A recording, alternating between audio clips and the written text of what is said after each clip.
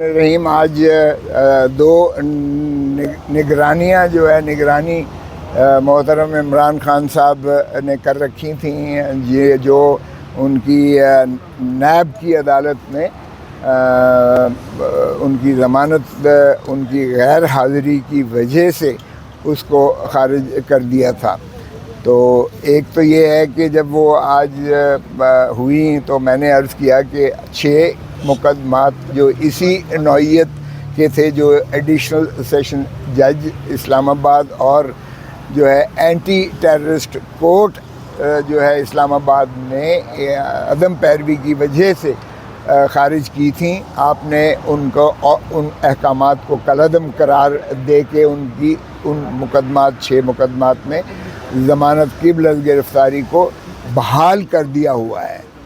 تو اس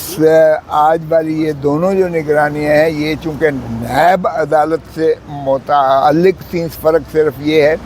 اور یہ بھی اسی طرح عدم حاضری میں خارج کی گئی تھی، تو اس لیے وہی ریلیف ہم چاہ رہے ہیں، کیونکہ آپ ہی کی سربراہی میں ڈویژن بینچ نے وہ کالعدم قرار دے کے اور ان کی ضمانت قبل از گرفتاری عمران خان صاحب کی بحال کی تھی۔ تو اس پر جو ہے جج صاحب، چیف جسٹس صاحب نے پوچھا نیب کے پروسیکیوٹر سے کہ کیا ان کی گرفتاری جو ہے آپ نے ان مقدمات میں، ان 2 مقدمات میں ڈالی ہے؟ تو انہوں نے کہا کہ نہیں، ہم نے ان کی کوئی گرفتاری جو ہے اس تفتیشی افسر نے یا نیب کے چیئرمین نے اس میں کوئی احکامات نہیں کیے، اور نہ ہی ان کی گرفتاری جو ہے ڈالی گئی ہے۔ تو پھر جج صاحب کہنے لگے کہ پھر ان کا کیس اسی مقدمات میں اور اسی فیصلہ جو ہم نے کیا ہے، پھر تو اسی کی روشنی میں ان کی ضمانت جو ہے یہ بحال ہو جانی چاہیے، کر دینی چاہیے۔ اس پر انہوں نے کہا کہ جی جو نیا قانون آیا ہے اس میں انہوں نے 30 دن کے اندر جو ہے نگرانی کرنا تھی، اور یہ 30 دن سے چونکہ تجاوز ہو چکے ہیں، اس لیے ان کی یہ زید المیعاد ہے۔ تو ایک تو یہ ہے کہ میں نے عرض کیا کہ یہ شک جس کی یہ حوالہ دے رہے ہیں، جو ترمیمی جو ہے 2023 کے ترمیمی ایکٹ کے ذریعے آیا تھا، یہ اس کا اطلاق ہوتا ہی نہیں ہے، اس لیے کہ یہ ملزم کی اپیل کے بارے میں ہے، اور اگر بری ہو جاتا ہے تو نیب کے پروسیکیوٹر کو جو اپیل کرنا ہے اس حکم کے خلاف، فیصلے کے خلاف یا نگرانی کرنی ہے، اس میں 30 دن ہے۔ یہ ضمانت کے اخراج کے متعلق یہ دفعہ اور شک یہ اس کا نہ تعلق ہے نہ کچھ ہے بہرکیف۔ تو اور پھر میں نے کہا جی یہ تو 30 دن کی بات کرتے ہیں، ان کے ماشاءاللہ جو چہیتے ہیں ان کو تو 9 سال کی بھی میعاد عدالت نے استثناء کر کے محترم نواز شریف صاحب کو بری کیا۔ اور پھر میں نے یہ عرض کیا کہ جی یہ بھی بدقسمتی دیکھیے گا کہ آج یہاں کچھ لوگ some are more equal than the others۔ Nawaz Sharif کے لیے قانون کا اور جو ہے اطلاق کیا جاتا ہے، اور محترم عمران خان صاحب کے لیے قانون اور طریقے سے اس کو جو ہے نافذ کیا جاتا ہے۔ بہرکیف انہوں نے پرسوں کی اس بات پہ رکھی ہے کہ یہ چونکہ ایک نئی شک ہے، اس کو ذرا دیکھ لیجئے گا اور ہماری اس میں معاونت کیجئے گا، وگرنہ ظاہر ہے کہ ہم اپنے اس فیصلے کے پابند ہیں جو ہم نے کالعدم قرار دیا تھا اینٹی ٹیررزم کورٹ کے حکم کو بھی، اور ایڈیشنل سیشن جج اسلام آباد کے حکم کو بھی، اور جو ہم نے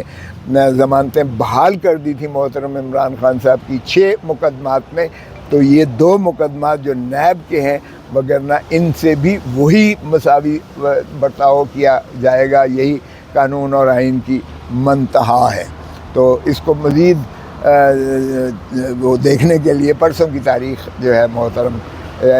ڈویژن بینچ جس کی سربراہی چیف جسٹس اسلام آباد ہائی کورٹ کر رہے تھے، اس کو پرسوں کے لیے فوجی عدالتوں کے حوالے سے ذرا کمنٹ کر دیں، سپریم کورٹ نے فیصلہ محفوظ کر لیا ہے۔ دیکھیں چونکہ میری پہلے ہی پٹیشن تھی، پہلی ہماری تھی محترم اعتزاز چودھری اعتزاز حسن صاحب کی پٹیشن تھی، جن کی میں وکالت کر رہا تھا، وہ آج جو ہے آج پائے تکمیل کو پہنچی، جو ہے اس کی سماعت مکمل ہو گئی۔ اس میں اٹارنی جنرل سے جو انہوں نے سوالات کیے، انہوں نے جو ہے 2015 کا جو فیصلہ تھا ڈسٹرکٹ بار ایسوسیشن راولپنڈی بنام وفاق پاکستان 2015 میں رپورٹڈ ججمنٹ ہے،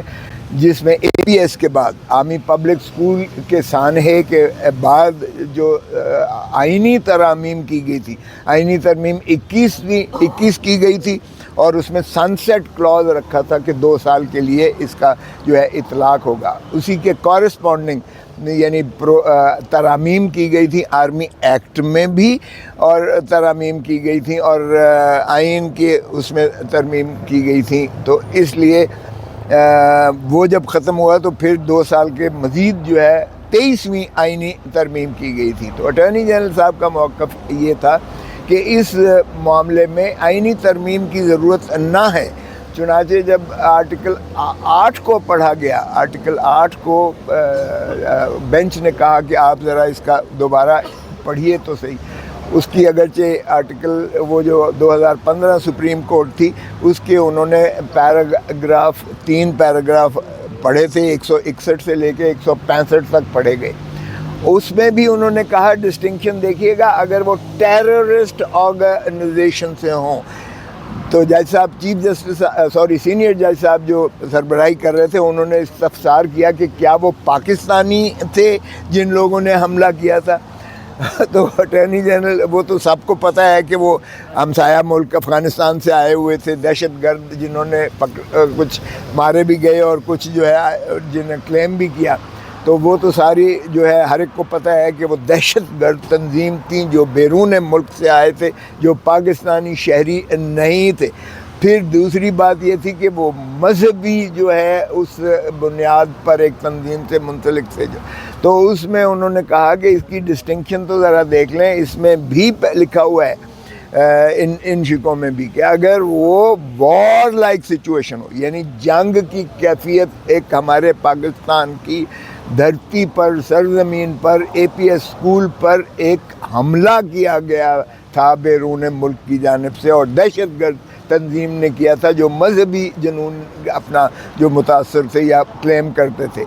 اگر اس میں انہوں نے کہا کہ جی پاکستانی شہریوں نے بھی، ان کی کچھ لوگوں نے، یہاں کے شہریوں نے بھی معاونت کی تھی۔ بہرکیف جب آرٹیکل 8 انہوں نے کہا کہ آپ اس کو پڑھیے گا، تو اس میں بھی آرٹیکل 8 میں بھی بڑا واضح تھا کہ بنیادی حقوق پر کوئی قانون جو ہے بنایا نہیں جا سکتا اس کے سلب کرنے کے لیے۔ شہریوں کے بنیادی حقوق کو اتنا تقدس دیا گیا ہے کہ اس پر عام قانون سازی کے ذریعے بھی قدغن نہیں لگایا جا سکتا۔ سو انہوں نے جب یہ پڑھا تو اٹارنی جنرل صاحب کی وہ دیکھنے والا تھا ان کا، تو بڑا واضح ہو گیا کہ یہ جو ہے بینچ کا اس میں کوئی ابہام نہیں ہے کہ سویلین کا جو ہے ٹرائل آرمی کورٹس کے تحت نہیں ہو سکتا۔ اور حیرت کی بات یہ ہے کہ آج 8 ان اشخاص پہ، 8 بیچارے ان بدقسمت لوگوں نے جو ان کی تحویل میں ان کی جانب سے درخواستیں دی گئیں سپریم کورٹ میں کہ جی ہمیں تو فوجی عدالتیں قبول ہیں اور ہمارا جو ہے آپ فیصلہ ان کو کرنے دیجئے گا، اور پتہ یہ چلا